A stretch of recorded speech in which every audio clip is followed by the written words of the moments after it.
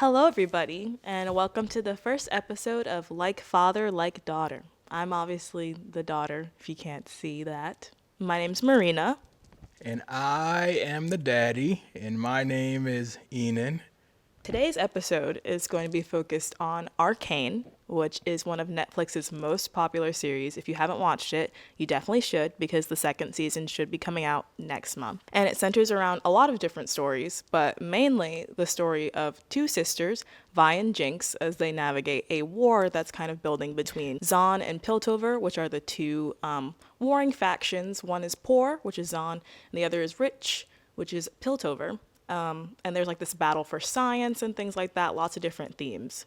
So we decided that we were going to rewatch it together in preparation for the second season. And yeah, and tell our thoughts and things like that. That's right, and I'm ready. I'm excited. I can't wait to get going here. We spent last night actually rewatching some of the series. We started with part one, which is the first three episodes. Part one was focused on Vi and Jinx when they were younger. So Jinx was actually Powder.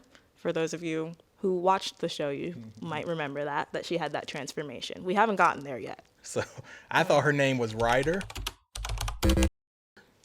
and so when I was watching the show and doing my notes and stuff, I'm like, oh, Ryder is getting on my nerve a little bit, but we'll get into that. Yeah, it's going to be a common theme that he does not remember anybody's name or face or anything really. Guilty. So you'll see that as we're talking about the show. And we wanted to go over our initial thoughts and like reactions. I remember most of the show. I only watched it one time. I'm a big animation person as well. Never played League of Legends. So sorry to all the people who did play the game. I don't know the exact connection to it, but I'm looking forward to like deep diving into those characters and how they're different in the game versus on screen. I didn't play the game either.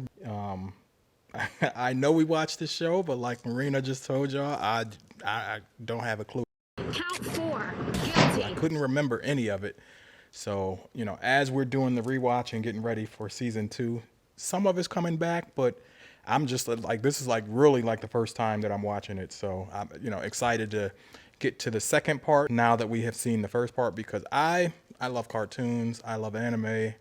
I love science. I love technology. I love magic. And this show has all of that. Yeah, and it also has some of my favorite actors. Haley Steinfeld plays Vi. So if you guys aren't familiar with her, she was in Spider-Verse. She played Gwen in Spider-Verse. She was also in some other things as well. Then there's also Ella Purnell, who plays Powder or Jinx. And she's in Yellow Jackets right now. So if you're watching that show, I feel like every character she plays is a little bit crazy. But I feel like that's her thing in her contract. She's like, I have to be crazy or else I'm not going to do the role. That reminds me. My show, The Expanse. So what was the main, the captain guard? Grace. Yeah, so Grace played on The Expanse. And I'm telling you, that voice, you can't mistake that voice, right? If you know her, if you've seen her in anything, you know that voice. And she's on this show. Her character kind of looks like her, but instantly, I knew that was her. I knew what she looked like, surprisingly. But I didn't know her. I don't know her name in real life. I just know that voice, and it's her. But you got those memorable voices. I feel like Samuel L. Jackson's another one where it's like if you hear his voice right away, you're like, okay, that's Samuel L. Jackson. Mm-hmm. So you get some actors like that, which is really nice. Samuel. Mm-hmm. Not Samuel L. Right. Samuel. Exactly. All together. Right. One syllable. That's how we say it. Samuel. But we wanted to go through like our thoughts on part one. Like initial reactions, questions, concerns. I think around now is when I'll say, if you're going to watch the show, you should definitely go watch it and come back to this video so that you can fully engage with what we're talking about, what we're thinking. Because I know that I probably will get into some spoilers by accident. So I'm just going to do the warning beforehand. Okay, well, good. I'm glad you said that because I probably wouldn't have remembered. So, and when I get going, it's hard to stop me. So, like Marina said, if you haven't seen it, you might want to get caught up and then come back and be able to participate here, leave us some comments, and let's talk about it. But once I get wound up, there's no stopping me. We were talking about this last night, but one of my first takeaways when the episodes were over was that, again, we were talking about nobody listening, and that being like a big theme. I feel like that's going to be a theme throughout the show as well, like how, especially to children, I feel like people don't listen. I kind of picked up on that. I would say it was closer to episode 3, but I started noticing it in the second episode because I'm like, wow, when the children are told to do things, like nobody did what they were told. They always did what they wanted to do, and that just kind of stuck in my mind. I'm like, wow, they don't listen. And then when we got to episode 3, it like really became apparent to me that they don't listen. I feel like that carries over as well into the other storylines. You see it with, for the better and for the worse of all the characters in the show. And again, like episode 3, that's a really pivotal moment for, I feel like, all of those characters, because we get that montage of when Jace and Powder are both using the Arcane for their own benefit. So Jinx is using it to help her sister and Vander and Milo and all those people escape. It obviously doesn't go in her favor. And then Jace is using it to better Piltover, and hopefully, bring back magic to their government system, bring back magic to, he wants to create hex tech. That's like his big motivation. And, kind of breaking down that illusion of what is magic and how can it help people who aren't born with that ability. How can we control it? And people do tell him, what were you calling him, Puffledink? Puffledink. Puffledink, but Heimodingo. Yeah.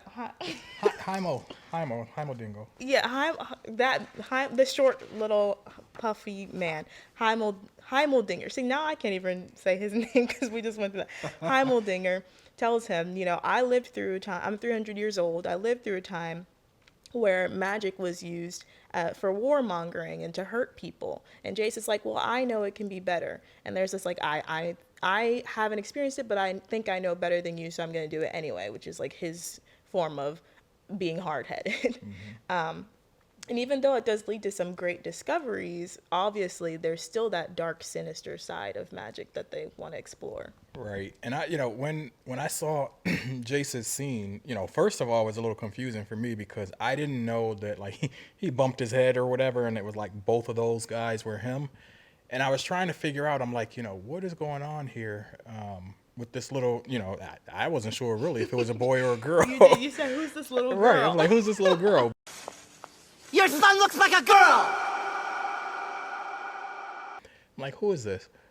And that, the magic that they were doing and whatever they were doing, like to heal him or to keep him, like, I don't know what that was all about. I was trying to figure that out. So it really caught my attention, but that's something that I need to get a little bit more on. Yeah, he does say after his trial to his mother, oh, magic saved your life and you wouldn't stand up for me when we were in the courtroom.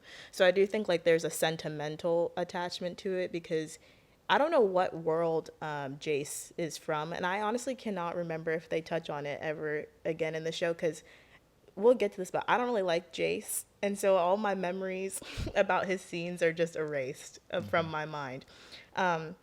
But there's a sentimental attachment to it. And, we don't know who saved him or why. Was it so that magic could come back? Like, was it for a selfish reason? Was it like this, was it as he remembers is kind of the question that I have. Yeah. And that's what I was trying to figure out, like who that was. That's why I thought it was somebody else, not necessarily him, doing this. So I don't know if he came back from the future. Like it was just so many things I was thinking in that moment, and I was trying to figure it out. I'm like, well, what's happening here?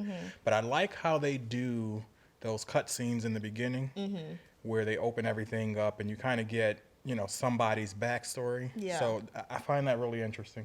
One thing I'll point out, because you kind of mentioned it in terms of like where Jace is from. I did notice that there's a lot of little like aliens and like people from different places and things happening, and nobody like says anything. So I don't know what I was trying to figure out, like, what is the time period here? I know it's like in the future, but it was just interesting to me that there's this big mix, and it's almost like a galactic mix. Yeah. And you know what, actually, now that you bring that up, I wonder if Piltover is kind of like a refugee place in a way, because I remember someone said, I can't remember who, it might have been one of the council members who said we built this place to get away from magic. to get away from the warmongering of magic. So it makes me think, like, is this just like a place full of refugees that happen to get rich? You know what I mean? Or like happen to split into two camps of like Zahn and Piltover, because. Well, I can't really, I guess, get too deep into it, but Mel is not from Piltover. And Now who's Mel? Guilty. she is the black lady with the gold in her. Okay. Yeah. She is like the richest person in Piltover. But it's interesting, like her backstory interests me a lot because, you know, everyone is afraid of magic when people can be just as dangerous as magic. And I think especially when it's people who are running from this common enemy of, we're running from mages, we're running from warlocks, we're running from like these people with magic. Like you forget that evil can exist, like, I guess on your doorstep. Yeah, everywhere. Yeah, everywhere. And, you know, people need to be more mindful of that. Huh, that's a good point. Yeah, because they were like, oh, because I was wondering that. And I don't know if they'll touch on that in season 2, because I don't think they come back to the origins necessarily of Piltover. Because if you remember, in episode 1, we started in the middle of a war between Zahn and Piltover. Right. And I'm like, I don't know if that is when they officially split into 2 sections, or if that was something that like happens repeatedly, like every couple of years they go to war with each other. Right. You know what I mean? But the thing I was thinking about also is because if anyone's ever watched Avatar: The Last Airbender, the sequel series with Korra, Republic City is technically like a refugee city. It's like a bunch of different benders from everywhere, all over, and they all choose to like live in harmony with people who bend and don't bend, and that causes its own problems. You know, you have class issues and all those things, and then it's like, you know, the Avatar, who, if you think about it, is kind of like a magical being, gets to have the final say on everything, and that causes its own problems. And so, like, bringing magic back into a place that's so against it, I feel like that, you know, that can cause its own There's going problems. to be problems with that, yeah. But I don't think, if I'm remembering correctly, that we see anybody who's like a natural born magic user. Not yet. Not at least not in the first. I'll say phase because I forget what we're calling it. See, this is Act. It's act. First act. Okay, first act. I haven't seen anybody like wield magic, except that that flashback or that cutscene that Jace had where somebody was doing magic or hex tech or something. Right. And I was like, oh, that is cool, But I haven't seen anybody else do that yet. And this is kind of like a random thought, but it made me think about it because I brought up Avatar. I'm always going to be connecting things to other pieces of media. Like, that's just how my brain works. But the Enforcers, this is completely different. The Enforcers, I feel like their outfits and style of governing Zahn reminded me of Stormtroopers. Did you have that thought? Because like I was like, oh, we're kind of like in a spacey place. Yeah, not for me. I mean, it kind of reminded me of not stormtroopers, but what do you call those guys? The bounty hunters. When like when we watched the Yoda show. What's that baby Yoda on the Mandalorian? Yeah, it reminds me of that. So whatever they're called, which I know in my brain. Not right now, but it'll come out later. But whatever those guys are called, that's what they kind of, because they're helmets. Yeah. Kind of remind me. Yeah. And also it reminds me of almost like a little RoboCop type helmet. Yeah, because I noticed that they have to wear like air purifiers on their suits because of Zahn being so like, but everyone there is used to it. Yeah, I felt like it was stinky. Like, they didn't want to, smell that air because it's bad air and, and it's toxic. So. And everyone coming from Piltover is so clean. And then you see like in Zahn, everyone's like so like has this layer of grime on their character design, which is so interesting. Yeah. So, so far I would say, well, I just want to jump to one more theme because this really jumped out at me early on. Anger, right? Vi was so angry from the time that she saw her parents like dead. Just so angry, and she carried that so far through every single episode, and it just intensifies the further along we go. And then with Powder, Powder's like she's like an adolescent. Yeah, she's very I'll say she she's like preteen, she wants to do, but she's not ready Yeah. for a lot of stuff.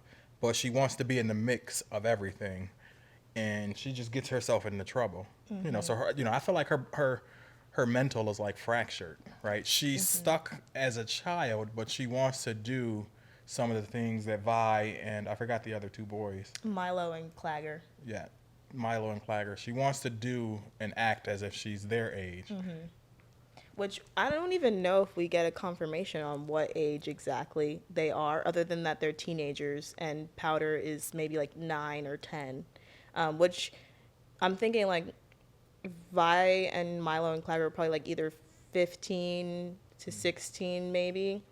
Because I know after the time jump, she's in her like 20s. Okay.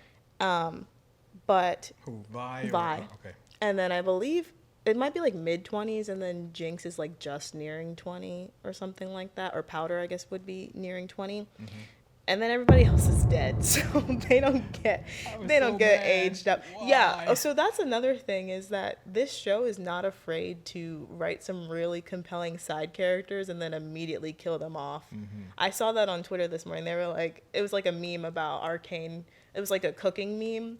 And they were making like a 5-star dish, and it was like Arcane writing side characters before killing them off. And I thought that was really funny. Wow. And we can talk about this because we had some thoughts about Milo, Clagger, and like all those side characters that we meet before their unfortunate demise, would lead us to the question of like who was at fault for what happened at the end of episode 3. But I think, yes, you're right about the anger. Vi, which is really interesting actually, because in season 2 this changes, but in season 1 Vi reminds me so much of, I know you didn't watch this, but Ellie from The Last of Us. Like, because Ellie has this like untapped anger that kind of never gets resolved in either of the games. And it just grows as she gets older. Her anger grows. And I think Vi is a lot like that. Like, they're both impulsive and they both like want to do adult things, even though they're not like complete, like they're in that middle between everyone else has made me an adult, but they don't treat me like an adult. Right. And that's she feels Vi. that sense of responsibility for Powder, so she's kind of thrown into taking care of her younger sister, even though Vander's there and he's kind of like their guardian now. Yeah. I think she feels like it's her responsibility, and she needs to make sure that that Powder's going to be okay. And because that made me wonder, like even when she brought her out on that very first job where they were robbing, they didn't say whose place that was yet. Oh, they did. Oh, well, I missed that part. So, but she stole those crystals, which got on my nerves when what she did with them. We'll talk about that. But I kept saying to myself, like, why did she bring her on this job? Like, why is she taking her? And that goes back to that sense of responsibility, right? She needs to make sure, she needs to have her eyes on her sister. She needs to know that her sister is okay, because that's part of that. Like, even though I'm not an adult, I'm doing these adult things, and I have to take care and make sure that my sister's going to be fine. Yeah. No, I agree. I definitely think Vi from a very young age, even just when she had Powder plugging her ears and covering her eyes from when they were walking on the bridge, and Vi never covered her eyes. Like, I feel like that was a perfect like foreshadowing of what their characters are going to be like throughout the series, because even as they get older and Powder changes into Jinx, like Vi still wants to protect her because she still feels that it's sisterly but almost maternal as well instinct to protect Powder. Even though Powder makes it very clear that like she's experiencing the world differently from how Vi is, there's still that need to protect, and often that even gets in the way, like it's stifling of Powder's ability to grow. Because it made me wonder too, like, can Powder not do as much as the other kids because Vi didn't let her? Right. Yeah, and looking back at that, right, I think you're right. I think Vi kind of stifled her there a little bit, but you can see that she had been trying to teach her some of the things, like when they were jumping across the roofs and how to stick the landings and stuff like that. She would tell her, "What did I tell you?" So obviously they had been practicing these things. She's like, "You're ready. You can do this. Let's go," and Powder would do it. But I think that Powder is Like when I was looking at her at first, I was thinking like she's innocent, like she's not ready for any of this. But then at the same time, she's like mischievous, Right. where she does things, but then she kind of hides behind the fact of, well, I'm young, or I don't really know. When to me, she knows sometimes what she's doing. Yeah. No, I agree, because I think the problem is that they never played into what her strengths were. Because remember when we were watching them right before the little hut that they were in got raided, and she was playing that game with Milo, the sharpshooting game. And we were like, well, why was she never like a sniper? Why'd they never use her Exactly. sharpshooting skills? Even if you weren't going to give her a gun, which don't give children guns, I'm not saying that. But like, she clearly could shoot. And had very been well. shooting. Yeah. So that's what I mean. Like, she hides behind the fact, like, this innocent persona, when really she was a sharpshooter. Like, that was a skill. You had to practice that. And obviously she practiced because she was good. Right. And like Vi had the highest like 8 scores or whatever on that punching game. I'm sure Powder had the highest scores on that shooting game.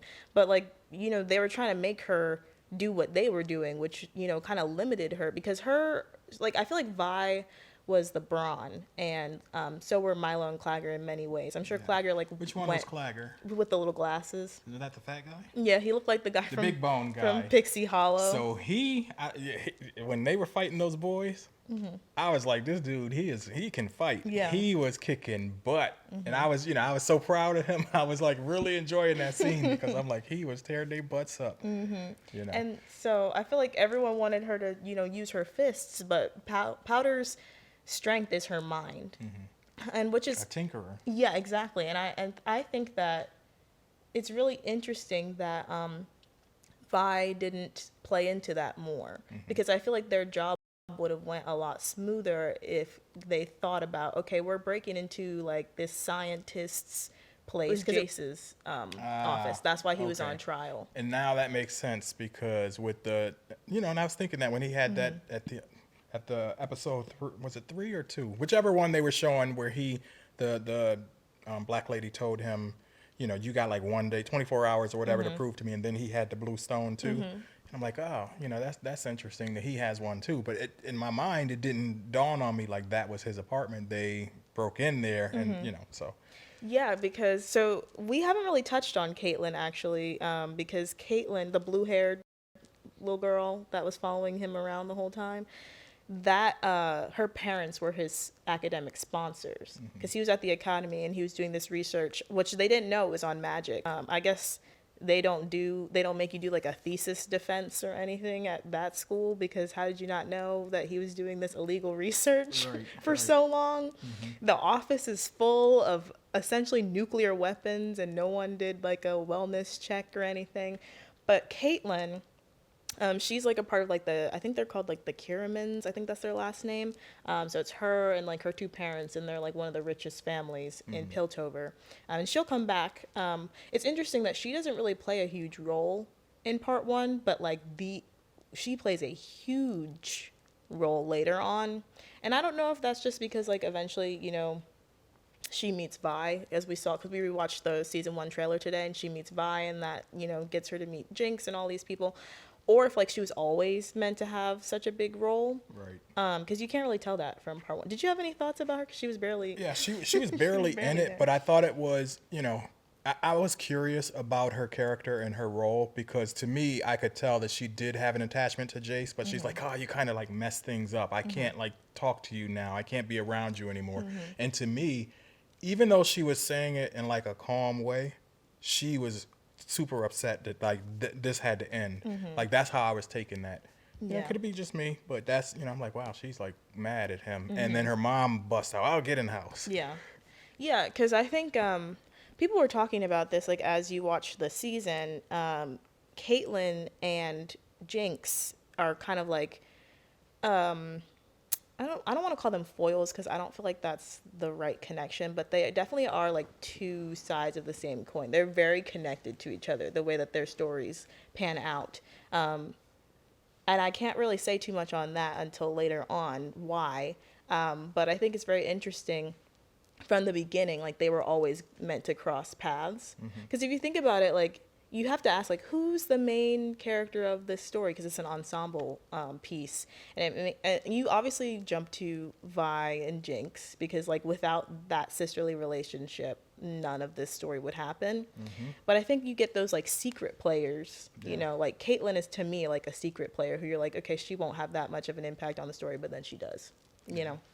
And you know, so I wrote down here about Silco, and I'm like, oh, you know, the guy with the weird red eyes that glow, you know, the one eye that glows, like he's the antagonist. But then I'm thinking, you know, at the end of episode 3, I'm like, I wasn't expecting, even though I saw this already, mind you, I wasn't expecting that Powder was gonna like go off, and this is gonna be a spoiler, but that Powder was gonna go off and, you know, like basically attach to him, right? She needs that attachment. She needs a figure, whether it's, you know, well, it used to be Vi in terms of mother figure, you know, and now it seems like it's going to be Silco in terms of father figure. But, you know, I just found it interesting. I'm like, oh, so is she going to take on this role? Like, what's going to happen here? I feel like Silco and Jace are going to be parallels. That's probably what I was trying to say earlier with Caitlyn I feel and like Jinx. Jace has to fight Silco. Yeah, I think that Jace and Silco are going to be narrative parallels because they both want to like better their respective cities, but That's why they have to fight. Okay. Does that sound like something you want? Yes. Well, let me tell you, you'll never get it. Not from her. But they have differing views on what is better for society. And because at first you think, okay, Vander and Silco are going to be narrative parallels and push this story forward through Vi and Jinx. But then obviously, you know, Vander flatlined as far as we know. I mean, I like to say if you don't see the body, they're not dead. But we saw the body, but I'm still going to believe he's alive. Yeah, I don't feel like, you know, he did take the super serum. Yeah. Right. So I feel like, you know, that's what this all is going to come to at the end. I really can't remember. No, because I remember. Yeah, I know. I'm doing like 1,000-yard stare into the camera because everybody remembers what happens there. Right, yeah. Well, Except it's for my Daddy. First time. Yeah, exactly. First time again. First time for the second time. Right. But because, yeah, so speaking of Jace, we didn't really talk about this character either because he's more of like a silent mover. I feel like Caitlyn, Victor, who I was about to just talk about, and Mel are like the Who's silent. Victor? So he's the Russian dude with the cane. I don't remember. Because Ooh, y'all are really testing me on some stuff that I hate to say it. I hope I don't sound ridiculous. I don't know who this man is.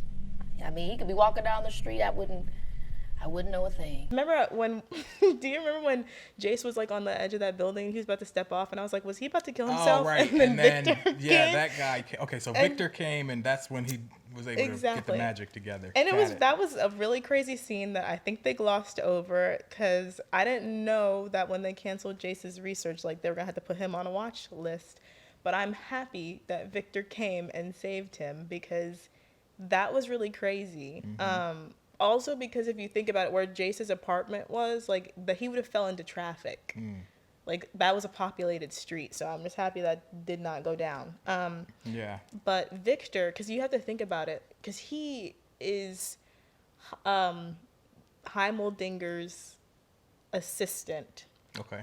at this point in the narrative. And he was like, oh, you know, I didn't get into this to be an assistant. Right, he did say that.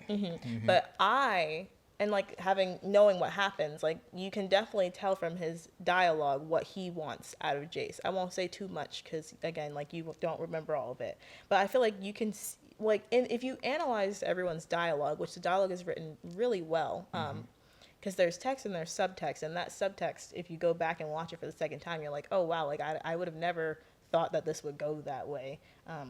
Looking back, but Victor, you know, has his own motivations for helping Jace. Like it's not purely like I'm helping you to help you.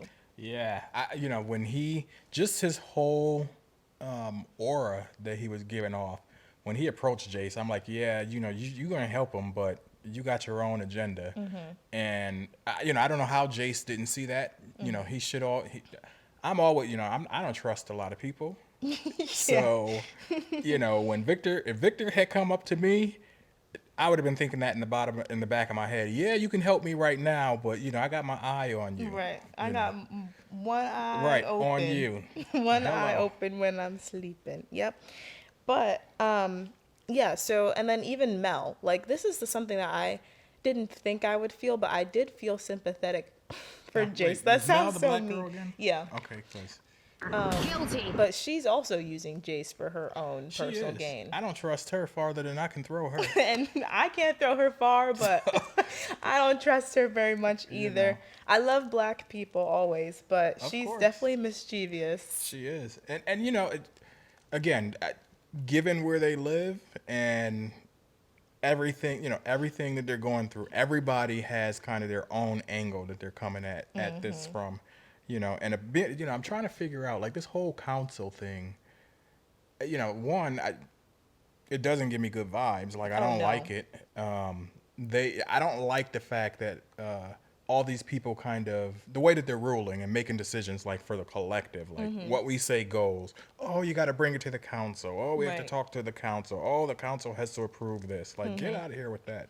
And that's also like going way back. This is also why I feel like it's a refugee city, because all of those people have nothing in common. Like they Right. all look like they're completely different types of people. Right. Because you had that guy who looked like C-3PO. The little, and then you You have got I was gonna Puffodingo, Heimodingo, Right. whatever his whatever name his name is. You know, there's only one person in this world who can tell you what you are. Me. No, me, Sue Sylvester. But you have him, which I'm assuming he's from an extinct species. Like I feel like he got Yeah, 'cause wiped he's out. like what did he say? 307. 307. Yeah, that's crazy. I know, he's and that's old. too much. Because if that was me, I'd be like, put me down. I can't do anymore. I wonder how much longer is he gonna live. I know. I want to know the lifespan. So- Maybe it's like 500 to 1,000. Yeah, I don't who know. knows? But I feel like it could be a very long time. And that's too much because you've seen it like every one of your friends like die either Yeah, of you can't be natural friends. causes or war or whatever the case may be. But I feel like he's definitely from an extinct species or like very little. Mm-hmm. And I feel like maybe each council member comes from a place that was ravaged by magic, and that's like what they all have in common. That's the bond that ties. But it makes me really think, again, like going back to Mel, because even then she's like at the top of that council because she influences like, everybody. She's the richest. I think in terms of Piltover like standards, I don't know everybody's IQ, but I feel like she's very, very smart and Yeah, she is educated. and she moves very silently, which I can respect as a leader because you got to play your cards close to your chest. But it's like, well, who are you doing this for the greater good or for personal gain? Right, and that's the thing with her. I think a lot of what she's doing is for personal gain. But you know, I don't know her that well. We're only 3 episodes in, and I do know that she moves in the shadows. I love her. I don't remember what she does really, but I remember I liked her and I support her rights and her wrongs always. You know what though? She reminds me of the mother from what's that show I was watching on Disney about the two twin sisters? Did you see that show? Two twin sisters. Yeah, Wait, they're like it's Can I get a plot line? So Just one. it's about becoming a Jedi. And Oh, the Acolyte? The maybe? Acolyte. See, I didn't watch that, but oh, that is such a good show. I didn't Yeah. think I was gonna like it, but then when I was watching it, I'm like, wow, I really like this show. But the Mel reminds me of their mother. Okay. Yeah, I gotta just watch not this. not in terms of like her personality or anything, but just how she looks. And a little bit about how she moves. Like their mother did some sneaky stuff. They had a council. Right. She was like the top of. Well, I don't know if it was a tribe or what it was, but she was like the top of that, and so it just kind of reminds me of that. Yeah, because there's definitely some bigger players, at play. I wonder if Piltover has any allies also, because we never really. I want to see like what is past like the wall of Piltover. Like who are they servicing other than themselves, Right. If anyone. Yeah. And then also I want to know I definitely want to know more about the origin of both places. I talked about this earlier, but we keep seeing Zahn get ravaged by war with Piltover, and that's another topic in the first couple episodes is should we go to war again? And clearly it hasn't been that long since the last one because... want me to hold it? Yeah, you can hold it. Because clearly it hasn't been that long since the last one because Vi and Vi and Powder, rather, are not much older than when we saw them like in the first cold open on the bridge. And Vander's not that much older either. He has some salt and pepper in his beard, but he's not old. Right. So I really do wonder, how many years have passed? How often does this cycle repeat itself? And then speaking of leaders, what were your thoughts on how like Vander runs the underground? Like, how do you feel about that? Because like they don't seem to have a leader, but Right. I think he's kind of like the de facto leader. Because he could fight, and he does seem to have some smarts about himself, right? He also seems to be pretty level-headed. He doesn't want to do anything that's going to cause a big problem for the Right. people. What is it, in the underworld? in zone, or you can the underground Underground, zone, whatever they call it. He doesn't want to cause problems for them. But in terms of how he runs it, I think that he's gotten a little bit too passive. He wants to keep the peace just a little bit too much. And for me, like, I don't think people should be oppressed, right? If there are, clearly there's a divide, and I feel like the people's right. There's going to be civil unrest as long as they feel like they're being kept down. They don't have access to everything that they need. Resources are scarce where they live. They're living in filth. All of these things. Plus, they want to better themselves. I feel like he, as a leader, if you're going to be the leader, he's got to address that. Yeah, and that's why it's so easy, I feel like, for Silco to fill that vacancy now that Vander's now that he got erased out of the narrative. Silco, it's gonna be so easy for him to step into power. You already had people go. Oh, so see, Sevica is that lady who got her arm blown to bits when Powder blew that place down. Yeah, Powder. Down. She blew it down like. She blew it up, and then she blew it again, and then she blew it one more time just to double check. Like 4 or 5 That times. it Like gone. it was just like bombs over Baghdad. Like boom, boom, boom, boom. Hello. No survivors. My resolution? Airstrikes. Bomb them. Bomb them. Keep bombing them. Bomb them again and again. Hello. Everybody she wanted alive dead. And she's like, did you see what I did? Right. We saw. They probably saw you across the water. We saw it. We definitely saw. But so Vander's dead. As far as we know, I think they could bring him back. I think he reminds me of did you read Narnia like as a young lad? I didn't read it, but that's Hufferdinker. He reminds me, like, he looks to me like he belongs in Narnia. Yeah, it reminds me of Vander reminds me of Aslan, the lion, who is like he's like Aslan's supposed to be like a deity sort of figure. I think a lot of people have compared him to like Jesus and things like that. I'm not gonna take it as far as comparing Vander to like that sort of level, but I think among the people, he definitely is like this god-like figure. Like their fate is in his hands, sort of thing. Okay. And then like you get Silco, who is like the opposite of that, works only for himself and is interested in mostly harm instead of good. Yeah. I don't remember. He's like the White Witch. Malcolm and Martin. Oh, right? I actually wrote down. Because he like, let's, I got something for you. And I actually wrote down comparisons of like Vander and Silco's relationship remind me of. I don't know their names. Guilty. So sorry to all, but the brothers from Prince of Egypt. Have you ever seen Prince of Egypt, the DreamWorks movie? You gotta watch that. I saw it, but that was a long time ago, and I don't know nobody's name. Yeah, no, you gotta watch it. I think Ramses is one of the names, and then the other one. We'll put a picture or something. Yeah, we'll put a picture. We'll put a picture because maybe I should draw it from memory. And I also put Scar and Mufasa because that is a Shakespearean comparison. I think Hamlet. Please don't quote me. It's been a long time since I read Shakespeare, but I think that's like a Hamlet comparison sort of thing. But yeah, they remind me of Scar and Mufasa. Oh. Yeah, I could see that. I could definitely see that. Yeah, and I guess Powder would be like if Scar raised Simba. Let's see that movie. Right. Let's see that one. Let's see what happens there. Oh, and then I also wrote down.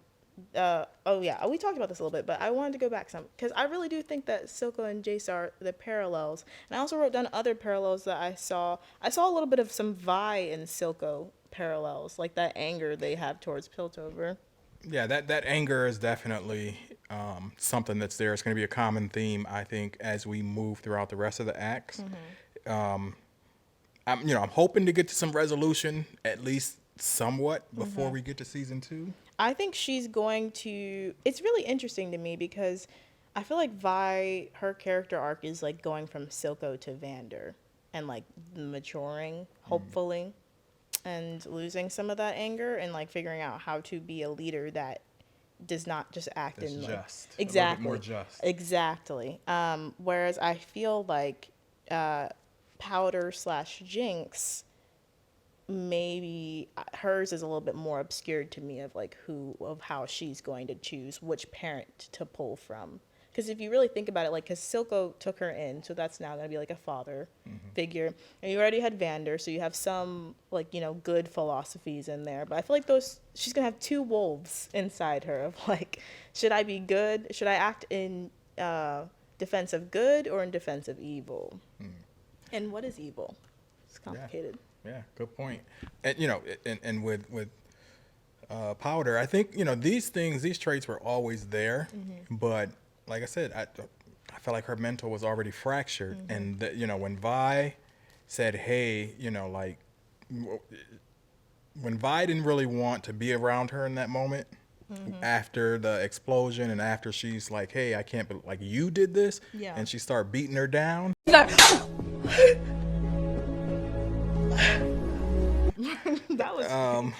was crazy. I thought it was just going to stop there and, then it'll be okay. But then she's like, hey, I can't deal with you right now, basically. So she leaves and, Powder starts that crazy crying. Yeah, you didn't like her crying. I was did like, not she can't help it. No, that cry was like getting on my, because I'm like, would you cut that out? Like she would have had to go to her room, something. You would get away from me crying like that, but that's when the fracture happened. Like she completely lost it in that moment, and the first thing that she saw, which was Silco, she latched on to.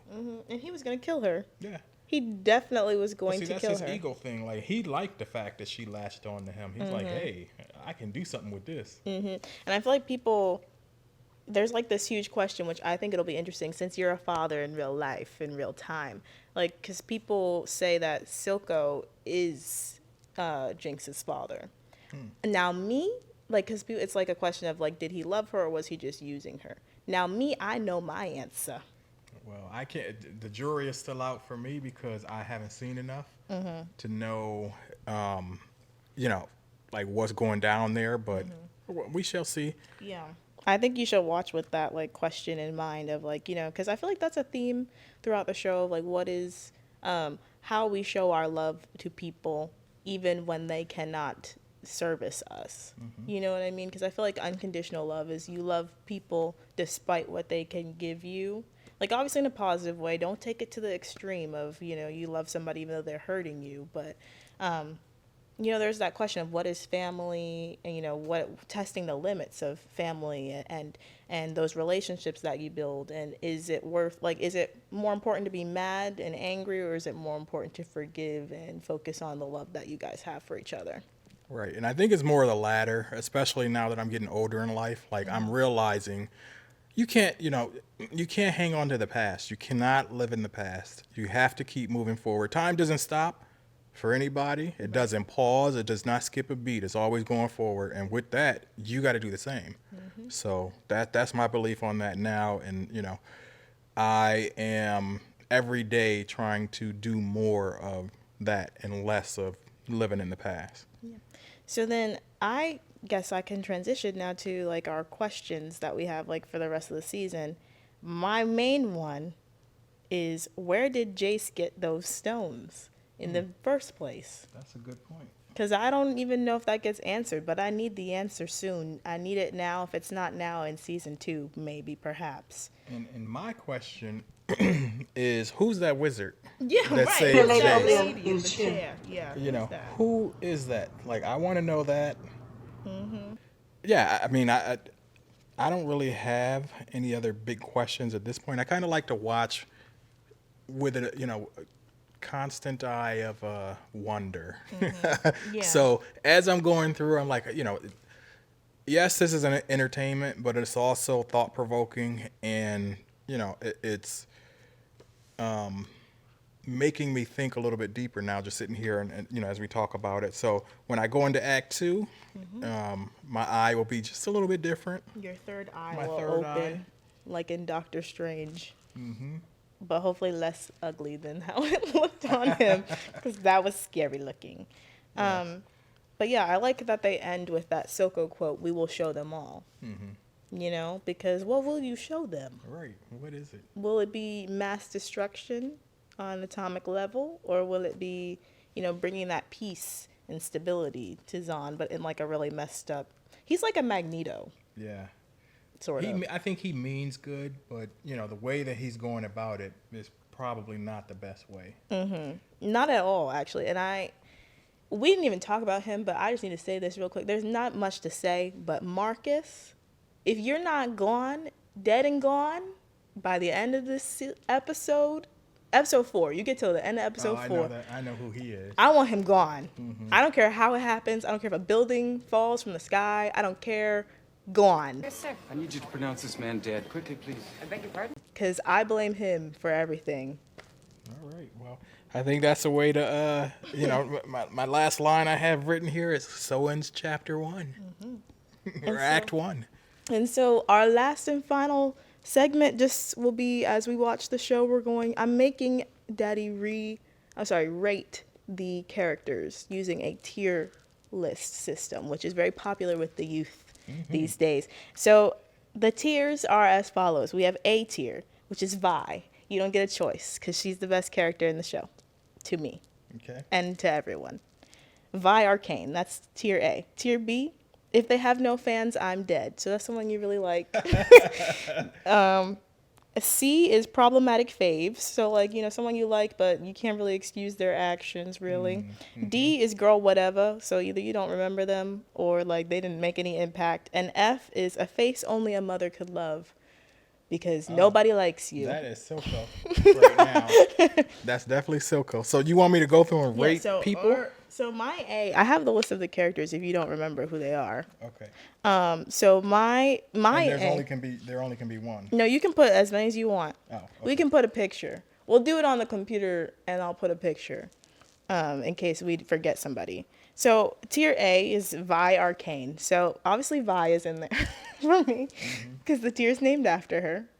And I don't really like anyone as much as her yet. Oh, I'll put Echo in there because I like him.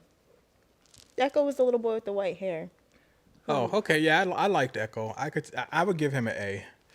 I would give Vander an A too because I liked Vander. Yeah, Vander can go. Even though, like I said, I want him to step it up. I wanted him to step it up. I still felt like he was a good, overall leader for them.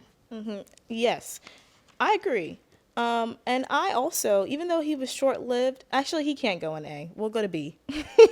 If they have no fans, I'm dead. I'll put Clagger in there. Oh yeah, Clagger is definitely a B because I don't know if he had fans, but he did have a fan because I liked Clagger. So especially when he was whooping butt like that, gave me a whole new light for him. But that guy, the other one with Milo, yeah, he's going. Is that the one with the funny-looking eyes and stuff? Yeah, so he's going into the face of the mother. Yeah. No, I agree. Because he was annoying and he doesn't listen and he was really mean. Also, I don't like that. Also, it might be. Wait, yeah. Actually, I'm gonna go back and I'm gonna put Mel in A because she's very beautiful. I like that character design. And that's really all it takes. If I like your character design, you go in an A. And then B, back to B. I'll put Caitlyn because I like her later on in the series. Even though she really should be in Girl Whatever, but I believe in privilege. Yeah, see, I don't know much about Caitlyn right now, so she in Girl Whatever for me. We don't. Jace is an F. No. Jace is for me. He's an F for me. Girl, whatever. Do you need? He's in problematic faves. What is he in? B? No, I like Jace. You know, but again, I'm looking at Jace as like he's the one who's gonna come in and save everybody, and you know he's trying to work on this magic. So I'm like, I'm putting Jace in B. Okay. Like, you know, he's like he might get into A depending on what he's doing, but you know, right now I'll give him a B. Well, Jace, let me tell you, if that's something you want, you're never going to have it because you're going in F for me. And then Sevica. I like her character design, but I don't like her. So she has to go in problematic Oh, faves. who is she? The one who got her arm blown to Oh bits. yeah, no, she's an F. And she didn't even say like more than 2 words. No, because she was just funky acting to me. Like she had like a funky persona. So I like, because she has this really good fight scene next part that I like. And for that, she can go, where did I put her? B? I mean, C?